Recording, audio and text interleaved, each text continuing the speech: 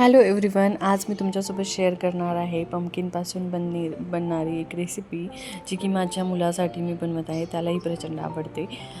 ही recipe खूप tasty बनते आणि खूप हेल्दी असतं पंपकिन. जास्त करून मुलांना पंपकिनची भाजी आवडत नाही, तर तुम्ही अशा प्रकारे ही रेसिपी करून खाऊ घालू शकता. टिफिनमध्येही देऊ शकता, जेणेकरून सगळे न्यूट्रिशन मुलांना भेटतील आणि मुलांना आवडेलही. तर अशा पद्धतीने मी ही रेसिपी बनवत आहे.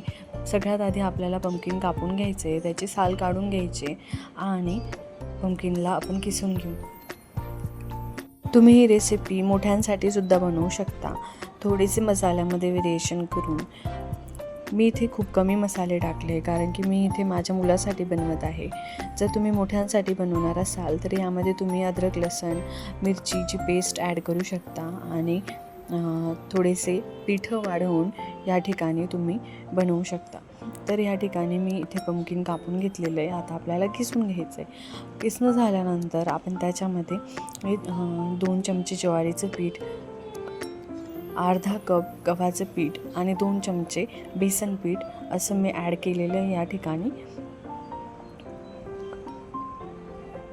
तुम्ही या ठिकाणी पिठांमध्ये सुद्धा व्हेरिएशन करू शकता.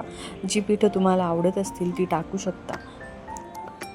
जसं तुम्ही तांदळाचं पीठसुद्धा इथे वापरू शकता. आता आपण थोडासा ओवा टाकूया याच्यामध्ये. अर्धा चम्मच जवळजवळ आपण इथे ओवा टाकतोय. तुम्ही कमी जास्त करू शकता तुमच्या मुलाच्या आवडीप्रमाणे. त्यानंतर आपण इथे पांढरे तीळ टाकत आहोत. 1 चम्मच पांढरे तीळ टाकायचे.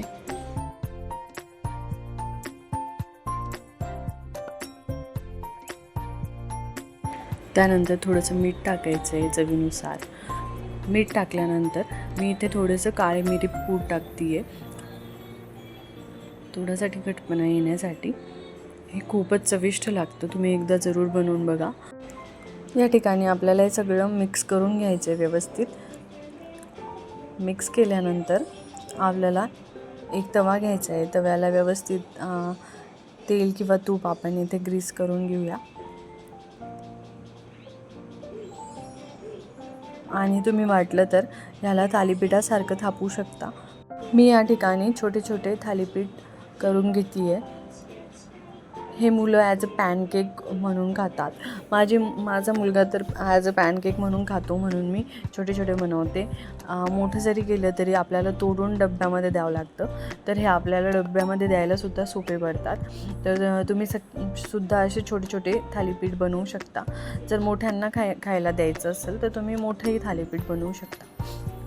तर अशा पद्धतीने आपल्याला हे सगळे थालीपीठ या ठिकाणी थापून घ्यायचे छोटे छोटे. आणि त्यानंतर आपल्याला तवा कवर करून ठेवायचा आहे, जेणेकरून आपलं पंपकिन व्यवस्थित शिजेल. तर या ठिकाणी आपल्याला झाकून 5 मिनटासाठी कमी गॅसवरती व्यवस्थित शिजू द्यायचे. 5 मिनटानंतर आपण बघू शकता की आपलं पंपकिन थालीपीठ एका साईडने व्यवस्थित भाजलं गेलेलं आहे. आता आपण दुसरी बाजू भाजून घेऊया.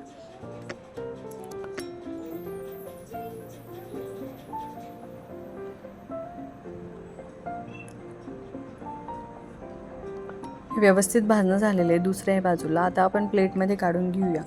जर तुम्हाला माझ्या रेसिपीज आवडत असतील तर प्लीज लाईक करा आणि कमेंट करून मला कळवा की तुम्हाला रेसिपी कशा वाटल्या. तुम्ही पंपकिनपासून अजून काय काय बनवता तुमच्या मुलांसाठी हे पण मला सांगा. न्यूट्रिशनल बेनिफिट्स मी तुम्हाला डिस्क्रिप्शनमध्ये लिहेल. आणि thank you so much for watching my videos. Please like, share and subscribe my channel. Thank you so much.